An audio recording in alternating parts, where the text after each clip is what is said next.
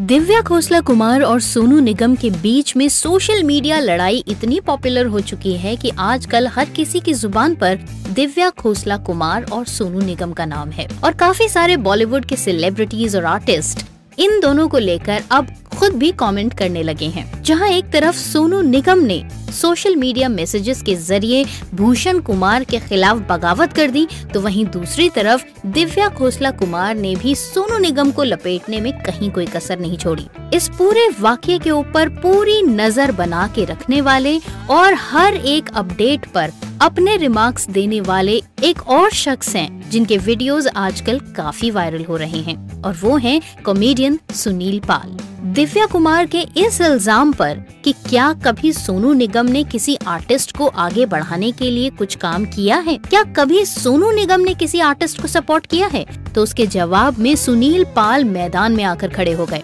उन्होंने साफ तौर पर कहा कि उन्होंने सोनू निगम से बहुत कुछ सीखा है और सोनू निगम ने उन्हें बहुत सपोर्ट किया है। मेरी तो शुरुआत ही उनके लाइव शो से हुई थी। उन्होंने मुझे सिंगर मिमिक्री आर्टिस्ट बनने में हेल्प की, कॉमेडियन बनने में हेल्प की, मुझे स्टैंड अप कॉमेडी का तौर तरीका सिखाते थे, मुझे वो एंकरिंग सिखाते थे। एंकर और कॉमेडियन जो है वो मैंने उनके शो से सीखा है। जहां एक तरफ उन्होंने सोनू निगम को सपोर्ट किया, वहीं दूसरी तरफ उन्होंने दिव्या खोसला कुमार और टी सीरीज को कटघरे में लाकर खड़ा कर दिया। उन्होंने साफ तौर पर बताया कि किस तरह से टी सीरीज ने उनके साथ उनके स्ट्रगलिंग पीरियड में काफी बुरा व्यवहार किया और भूषण कुमार की तुलना उनके पिता गुलशन कुमार से करते हुए साफ तौर पर कहा कि भूषण कुमार कभी भी अपने पिता की बराबरी नहीं कर सकते, लेकिन वो ये जरूर कामना करेंगे कि एक दिन भूषण कुमार गुलशन कुमार के जैसे बन सकें। दिव्या खोसला कुमार ने सोनू निगम पर एक और इल्जाम लगाया था कि क्योंकि इस समय सोनू निगम की शॉर्ट फिल्म रिलीज हुई है, इसलिए उसकी पब्लिसिटी के लिए सोनू निगम ये सारी हरकतें कर रहे हैं। बॉलीवुड में सोनू निगम और भूषण कुमार की लड़ाई अब अपने अगले स्टेप पर आ चुकी है और सोनू निगम के वीडियो के बाद उस वीडियो का जवाब देने के लिए एक बार फिर से मैदान में उतर आई हैं भूषण कुमार की वाइफ दिव्या खोसला कुमार। दिव्या ने साफ साफ कहा कि सोनू निगम को गुलशन कुमार जी ने रामलीला से उठाया और वो सिर्फ 5 रुपए में रामलीला में गाते थे। मैं आप सबको ये बताना चाहती हूँ कि सोनू निगम जी खुद 5 रुपए में दिल्ली की रामलीला में गाना गाते थे। वहां से इनको स्पॉट किया गुलशन कुमार जी ने। उन्होंने इनका टैलेंट पहचाना, इनको टिकट्स दी फ्लाइट की, इनको बॉम्बे बुलाया और इनसे कहा गया कि बेटा मैं तुझे बहुत बड़ा कलाकार बनाऊंगा।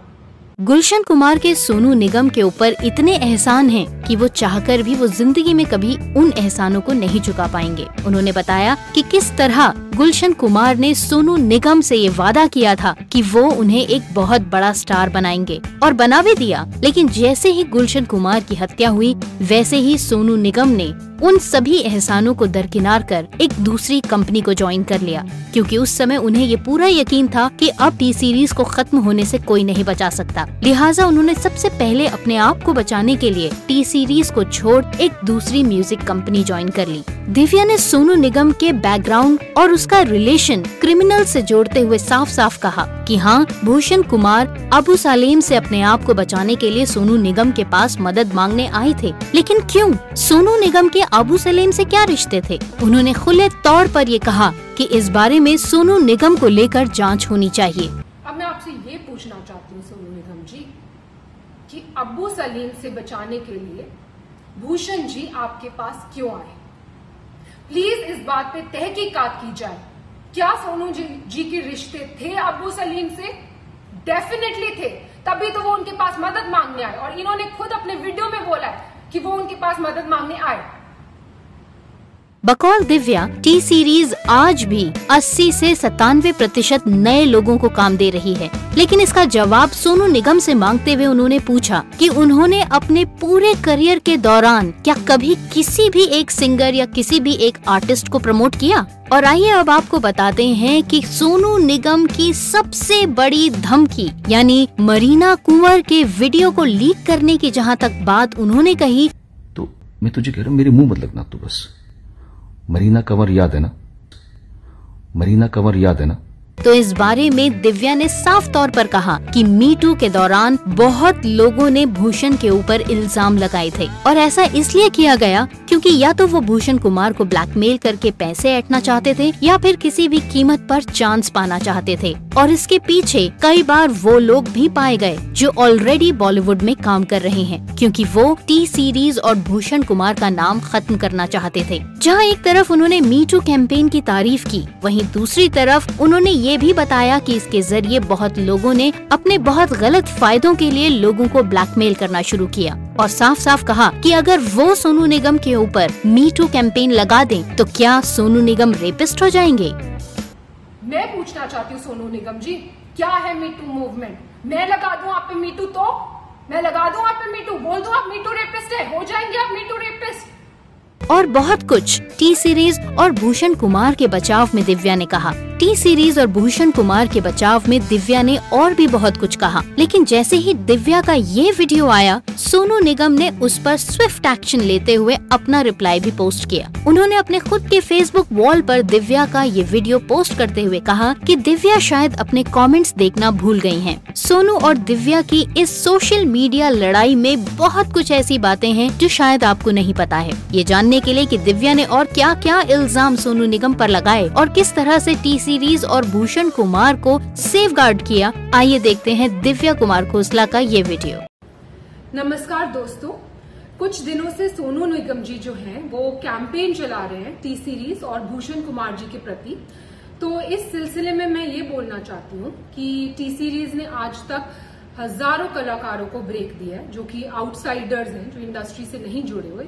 उसमें म्यूजिक डायरेक्टर्स हैं, सिंगर्स हैं, लिरिसिस्ट हैं, एक्टर्स हैं, डायरेक्टर्स हैं। मैंने खुद अपनी डायरेक्टेड फिल्म यारियां में 10 न्यू कमर्स को चांस दिया। उसमें से 4 लोग, नेहा कक्कड़, रकुलप्रीत सिंह, हिमांश कोहली और कंपोजर आर को आज बड़े हो चुके हैं। और सोनू निगम जी से मैं ये पूछना चाहूंगी कि वो बोल रहे हैं कि इंडस्ट्री में टैलेंट को सही दिशा नहीं मिलती। तो सोनू जी, आप तो लेजेंड है, आप तो बहुत बड़े कलाकार है। आपने आज तक कितने लोगों को चांस दिया है?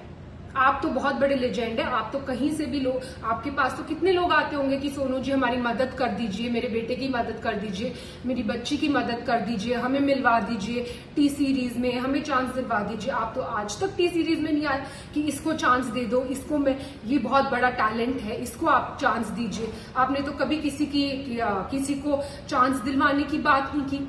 आपने ना ही कोई टैलेंट आज तक इंडस्ट्री में इंट्रोड्यूस किया। तो एक बात मैं आपको बता दूं सोनू निगम जी कि सोशल मीडिया पे कैमरे के पीछे छुप के बोलना बहुत आसान है, पर आपने खुद ग्राउंड लेवल पे कितने टैलेंट को आगे बढ़ाया? किसी को भी नहीं। अपने सिवा, अपने आप को छोड़ के आपने किसी भी टैलेंट को इंडस्ट्री में चांस नहीं दिया। और आज आप हम पर ब्लेम कर रहे हैं कि हम लोगों को चांस नहीं देते, जबकि 97% लोग जो कि टी सीरीज में काम कर रहे हैं आज की डेट में, आप देख लीजिए, वो आउटसाइडर्स है, वो इंडस्ट्री किड्स नहीं है, उनका इंडस्ट्री से कोई भी लेना देना नहीं है। फिर भी हम उनको नए टैलेंट को ढूंढ रहे हैं और उनको चांस दे रहे हैं।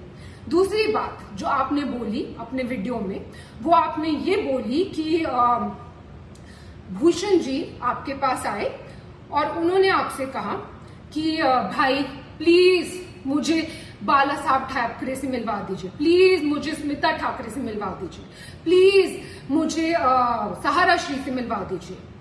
मैं आप सबको ये बताना चाहती हूँ कि सोनू निगम जी खुद 5 रुपए में दिल्ली की रामलीला में गाना गाते थे।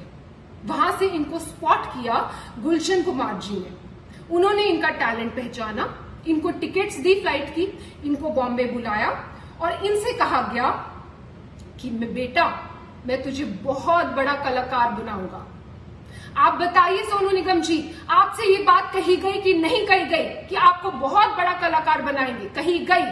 और गुलशन जी ने आपकी इतनी एल्बम्स की, इतनी फिल्म्स की, आपको इतना ऊंचे मुकाम पे पहुंचाया। पर आपने क्या किया ये मैं अभी बताती हूँ। उससे पहले मैं अपने को शेरू को बुलाना चाहूंगी। ये शेरू है और ये शेरू मैं तुमसे पूछना चाहती हूँ कि तुम कहाँ से हो? हाँ जी मैं मधुबनी बिहार से हूँ। और तुम कितने साल से टी सीरीज में हो? मैं 1988 से मैं टी सीरीज में हूँ जी। तो तुम मुझे क्या बता रहे थे सोनू निगम जी? तो सोनू निगम जी के बारे में मुझे मालूम है मैडम, मैं जब आप लोग नहीं थे तभी गुलशन जी ने इनको दिल्ली से बम्बई लाए थे। मैं गुलशन जी के साथ ही उस टाइम में था, गुलशन जी भी नहीं थे उस टाइम में। मैं गुलशन जी के साथ मैं और वो लोग बम्बई में रहते थे। सोनू निगम जी आए थे, उनके पास वो ऐसे छोटी स्कूटी होती है ना, उस भी आते थे। हमने हमारे ऑफिस में वो रिसेप्शन बैठे रहते, कितना भी साहब आते थे तो उनसे मतलब मुलाकात करने, कभी कोहली जी से, कभी मुकेश वगैरह उनसे बातें करते रहते थे। घंटों घंटों लाइन में बैठे, मतलब वो उनसे बातें करना। फिर धीरे धीरे साहब आते, फिर साहब ने उनको बोला था कि मैं मतलब काम कराना है उनके साथ काम। कुछ बहुत दिन के बाद साहब ने भी 2-4 महीने के बाद साहब ने उसको भी आगे काम दिया। बहुत सारे एल्बम बनाए, बहुत फिर फिल्मों में चांस दिया, बेवफा सनम वगैरह बहुत हिट हुए उस टाइम में। तो उनका बहुत बड़ा नाम बन गया। बहुत बड़ा नाम हो गया। मतलब जब से मतलब ये जो भी है आज, ये जो भी है सब गुलशन जी की वजह से ही है मेरे हिसाब में। थैंक यू सोनू जी की आप जानते होंगे ये हमारे घर के कुक है और 88 से ये हमारे घर में। एनीवेज, अब मैं ये बताना चाहती हूँ कि 1998 में जब टी सीरीज की फैमिली के साथ ये हादसा हुआ था और गुलशन कुमार जी को खत्म कर दिया गया था, तब सोनू निगम जी ने क्या किया? तो सोनू निगम ने सोचा कि अब तो टी सीरीज का क्या होगा, टी सीरीज का तो कोई करता धरता है नहीं। ननू यानी कि भूषण कुमार, जो कि गुलशन कुमार जी के बेटे हैं, वो तो सिर्फ 18 साल के, उनको तो कुछ आता धोता है नहीं। वो तो खुद ही मेरे पास आके हेल्प कर रहे हैं, मांग रहे हैं कि भाई मुझे इससे मिलवा दो, मुझे इससे मिलवा दो। वो तो किसी को इंडस्ट्री में जानते नहीं है। तो ये कंपनी तो खत्म होने वाली है, तो भाई मैं पहले अपने आप को सेफ गार्ड कर लूं। तो इन्होंने जाकर एक दूसरी म्यूजिक कंपनी के साथ, इनकी मतलब कोई भी वो नहीं थी, कोई भी इनको थैंकफुलनेस नहीं थी कि टी सीरीज ने मुझे इतना आगे बढ़ाया। आज टी सीरीज फैमिली में इतनी बड़ी प्रॉब्लम आई है तो मैं इनके साथ खड़ा रहूं, मैं भूषण की हेल्प करूं और उसको मिलवाऊं लोगों से। रादर ये तो खुद दूसरी कंपनी के साथ जाकर इन्होंने एल्बम कर ली और भूषण इनके पास आकर मदद मांग रहे कि भाई मुझे ये कर दे, वो कर दे। और इस मदद का एहसान ये आज जता रहे हैं, वीडियो बनाकर जता रहे कि तूने मुझसे ये मदद मांगी। एनीवेज, तो भूषण जी ने इनसे मदद मांगी कि भाई प्लीज मेरे लिए दीवाना एल्बम कर दो, क्योंकि ये तो भाई पूरी तरह से एहसान फरामोश होकर दूसरी कंपनी में चले गए थे। और इन्होंने जब अब इन्होंने एटीट्यूड दिखाया कि वो मेरे सामने आए, मुझसे मदद मांगे और मदद इन्होंने करी भी और उसका भी एहसान जता रहे। इन्होंने दीवाना एल्बम करी, ठीक है। फिर उसके बाद इन्होंने जो वीडियो में दूसरी बात कही वो ये कही है कि भूषण जी ने इनसे मदद मांगी कि भाई मुझे अब्बू सलीम से बचा ले। अब मैं आपसे ये पूछना चाहती हूँ सोनू निगम जी कि अब्बू सलीम से बचाने के लिए भूषण जी आपके पास क्यों आए? प्लीज इस बात पे तहकीकात की जाए। क्या सोनू जी के रिश्ते थे अब्बू सलीम से? डेफिनेटली थे, तभी तो वो उनके पास मदद मांगने आए और इन्होंने खुद अपने वीडियो में बोला है कि वो उनके पास मदद मांगने आए। नेक्स्ट चीज जो मैं ये बोलना चाहती हूँ कि सोनू जी ने बोला है कि भूषण जी पे एक लड़की ने आरोप लगाया मीटू का और उसके बाद वो आरोप वापस ले लिया गया और भूषण जी ने माफिया की चाल चली, पर मीडिया को सब पता है। मतलब भूषण जी मीटू रेपिस्ट है, लेकिन ये बात माफिया ने दबा ली। अब मैं आपको ये बताना चाहती हूँ सोनू जी कि मीटू एक बहुत ही अच्छी मूवमेंट थी जो स्टार्ट की गई इसलिए ताकि सोसाइटी में जो ऐसे लोग हैं, जो बुरे लोग हैं, उनका सफाया हो सके। पर इस मूवमेंट का बहुत सारे ऐसे लोगों ने फायदा उठाया, पैसे ऐंठने के लिए, ब्लैकमेल करने के लिए, किसी को किसी से वेंजेंस है तो किसी लड़की के कंधे पे बंदूक रख के चलाने के लिए। और ऐसे ही हमें बहुत सारी ब्लैकमेलिंग कॉल्स आई मीटू के टाइम पर। उस टाइम पर हमने सिर्फ पुलिस की सपोर्ट ली, पुलिस की हेल्प ली और पुलिस ने तहकीकात की और पुलिस ने ये क्लियर कर दिया कि ये तो सीधा सीधा ब्लैकमेलिंग का केस है। और पुलिस ने हमने पूछा कि क्या आपको कुछ करना है, कुछ मानहानि का दावा करना है या कुछ करना है। हमने डिसाइड किया कि नहीं, हम मीडिया तक में भी ये बात आउट नहीं करेंगे कि क्या हुआ है हमारे साथ। क्यों? क्योंकि हम खुद किसी लड़की को डाउन क्यों करें, हम किसी लड़की को क्यों उसको इस तरह भरे बाजार में उसकी इज्जत उतारें। लेकिन उसका ऐसे बहुत सारे केसेस आए हमारे पास और उसका फायदा आप जैसे लोग उठाते हैं। और कई लड़कियों ने एडमिट भी किया कि कई लोगों ने जो सच्चे दुश्मन है इंडस्ट्री में, उन्होंने वो पीछे थे इस मिली भगत के। लेकिन देखिए आप आज भी इसका फायदा उठा रहे। मैं पूछना चाहती हूँ सोनू निगम जी क्या है मीटू मूवमेंट? मैं लगा दूं आप पे मीटू, तो मैं लगा दूं आप पे मीटू, बोल दूं आप मीटू रेपिस्ट है, हो जाएंगे आप मीटू रेपिस्ट। तो प्लीज सोच समझ के वीडियो बनाया कीजिए, क्योंकि आपने धमकाया है वीडियो में कि आप उस लड़की का वीडियो आउट कर देंगे। बेशक कीजिए, पर नेक्स्ट टाइम कोई भी वीडियो आउट करना हो, याद रखिए प्रूफ के साथ कीजिए। बिना प्रूफ के मीटू मूवमेंट का कोई मतलब ही नहीं है। और कोई भी अगर बिना प्रूफ के कोई इल्जाम लगाता है, क्योंकि जब से आपने ये अपना वीडियो ऑन किया है तब से वापस हमारे पास ब्लैकमेलिंग कॉल्स शुरू हो गए, वापस कई लड़कियां उठ गई हैं कि हमें तो सोनू निगम जी से इंस्पिरेशन मिल गई है, हमें आप हमें काम दो, या तो हमें आप पैसा दो, नहीं तो हम आप पर ये कर देंगे। सिर्फ ये लड़कियां ही क्यों, बहुत सारे सिंगर्स और खड़े हुए हैं, वो कर रहे हैं, वो ऐसे ब्लैकमेल कर रहे हैं। मुझे ये वीडियो बिल्कुल भी नहीं बनाना था सोनू निगम जी, और भूषण जी ने तो मुझे स्पेशली बोला था कि हमें चुप रहना, हमें चुप्पी साधे रखनी है, लेकिन आपने अभी भी अपनी कैंपेन बंद नहीं की। आज भी हम कोशिश करते हैं टी सीरीज से कि 80% लोग 100% लोगों को चांस दे, पर कई बार लोगों को काम नहीं मिल पाता बिकॉज सो मेनी रीजंस। किसी म्यूजिक डायरेक्टर, कोई धुन में कोई कलाकार जाता है, कोई धुन में कोई कलाकार जाता है। 80% लोगों को तो काम मिल रहा है ना मार्केट में, जो 20% को लोगों को काम नहीं मिल रहा वो कोई भी शुरू हो जाएगा, कोई भी किसी पे भी आरोप लगा सकता है। तो ऐसा माहौल है। और आपने जब अपना वीडियो ऑन किया तो मैं आपको बता दूं कि मेरे साथ क्या हुआ। मेरे हस्बैंड के against death threats, social media पे डेथ थ्रेट्स, मेरे लिए रेप थ्रेट्स और मेरे बच्चे के लिए थ्रेट्स। मैं क्यों सहूं ये सब, मैं क्यों सहूं अपने बच्चे के लिए थ्रेट्स? और अभी भी आपकी कैंपेन बंद नहीं हुई है, अभी भी आपकी कैंपेन जारी है। आप इतने सारे सिंगर्स को अभी भी इकट्ठा कर रहे हैं और उनको एक गठबंधन बना रहे हैं और उनको बहका कर जिनको काम नहीं मिल रहा फॉर वट एवर रीजन्स, उनको काम इस बात में लगा रहे हैं, इस पब्लिसिटी लेने के ये मुद्दे में लगा रहे हैं कि उनके आपके साथ मिल जाए और टी सीरीज को हम कैसे खत्म कर दें, भूषण कुमार को हम कैसे खत्म कर दें।